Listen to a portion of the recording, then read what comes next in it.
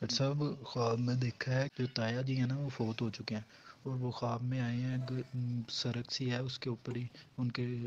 اس پہ کھڑے، انہوں نے اسے کہا ہے کہ عمرہ سیدھا کرنا،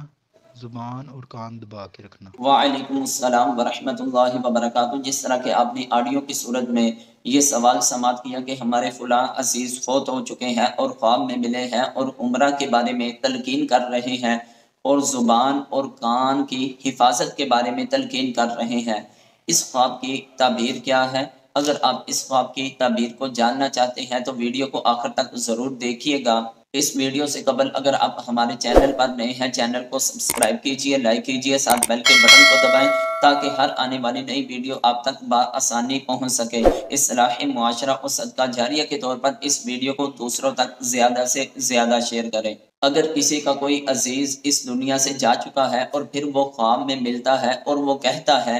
کہ تم عمرہ کرو، اپنی زبان اور کان کو بند رکھو، تو صاحب خواب کے لیے اس بات کی علامت ہے کہ وہ دیانتدار ہے اور دین کے معاملات میں درستگی کی طرف اشارہ ہے، یعنی دین کے معاملات میں وہ درست ہے اور اس کو مزید اپنے دینی معاملات کو اور درست کرنا ہوگا، اپنی زبان اور کان کی حفاظت کرنی ہوگی، کیونکہ خوابوں کی تعبیر کی بہت ہی مستند کتاب تعبیر الرؤیا کے صفحہ نمبر 481 پر اس طرح تعبیر لکھی ہے کہ اگر مردہ اس سے علم و حکمت کی بات کرے یا اس کو واضح و نصیحت کرے۔ اب دیکھیں ادھر بھی علم و حکمت کی بات ہے، یعنی زبان اور کان کے بارے میں، اور واضح و نصیحت کر رہا ہے، اس کو واضح کر رہا ہے، نصیحت کر رہا ہے کہ عمرہ کرو اور اپنے کان کی زبان کی حفاظت کرو۔ تو فرماتے ہیں صاحب خواب کی دیانت اور صلاح دین پر دلیل ہے، یعنی دین کی درستگی پر دلیل ہے،